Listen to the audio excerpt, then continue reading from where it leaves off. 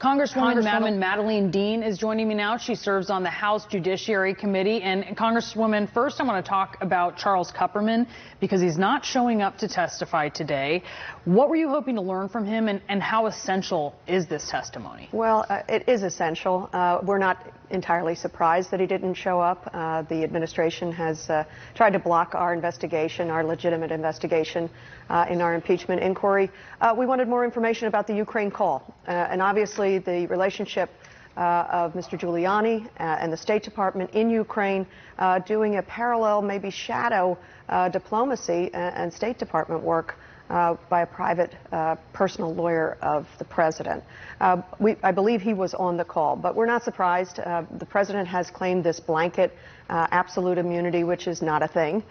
So we'll have to continue to fight to get him and others before the Intel Committee. But the Intel Committee is doing phenomenally good work. Did you think that he could lend more of an insider look than even the diplomats that we have seen go to the Hill to testify? Yes, absolutely. So anybody that was close up on the call or a part of the negotiating process where the president actually tried to shake down a foreign leader, a democracy that is our friend and our ally, for his own personal political gain, to try to dig up dirt on Biden. We will want to see, and Adam Schiff and the committee will want to see what Mr. Kupperman can confirm there. Now that Kupperman is not, does it tell you anything about whether John Bolton may testify? Are you expecting he will? I'm not sure of the negotiations with Mr. Bolton. I certainly hope he will. He will be valuable to us. And what would you like to learn from him?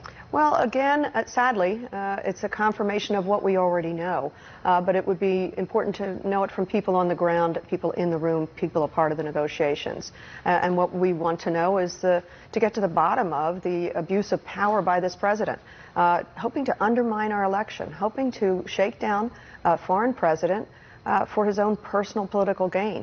These are actions unworthy of any elected office, but certainly unworthy of the President of the United States. According to another witness that you have heard from, they reported that John Bolton said Rudy Giuliani was basically a grenade that was going to blow everyone up. Yes. Would you like to hear him expand on that? Yes, certainly. That expression shows the danger, the absolute horrific danger that Mr. Bolton saw in Giuliani. I think from the testimony of Mr. Taylor, Bill Taylor, that was very valuable testimony to say that he too was worried about this parallel line of diplomacy involving Mr. Giuliani. So all of these persons are really important. I think you heard Adam Schiff say that he's collecting as much testimony as he possibly can from the closest sources that he can to get at the facts so that we can prosecute this case to the American people. The Wall Street Journal is reporting that Gordon Sondland, who's the current ambassador to the EU and who was involved in this unofficial sort of secondary diplomatic track on Ukraine, told lawmakers that Trump's action on holding up military aid to Ukraine as he asked the country to investigate the Bidens did amount to quid pro quo. Can you confirm that? I'm confirming that reporting, to be very honest. But also two things. You don't need a quid pro quo to recognize the wrongdoing of a president seeking to shake down a foreign leader for personal gain. There did not have to be a quid pro quo. But hasn't the White House effectively set a bar at quid pro quo, even if, as you argue, and we've even heard legal experts say there doesn't need to be one? Is it important to meet that bar because the White House has set that? No, the president and the White House has disqualified themselves from setting any kind of legal precedent or oath of office precedent. The quid pro quo actually was there. It's right within the president's own words.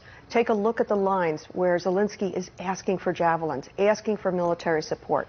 And right after that, the record of the call reveals, he said, "But I'll need a favor from you, though." That's an important phrasing, an important hinge to, you want this, I need that. When will we start to see public hearings? I hope soon. You've heard Mr. Schiff say that they are collecting as much testimony as they possibly can from the closest experts and authorities as they can in order to get public hearings.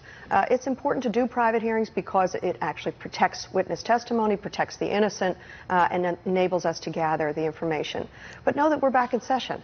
And as they prepare for public testimony, the rest of us are legislating. Do you know that we have, I'm thinking of this as you see Halloween approaching, we have more than 250 bills that are dead in a graveyard at the Senate, as Mitch McConnell likes to brag.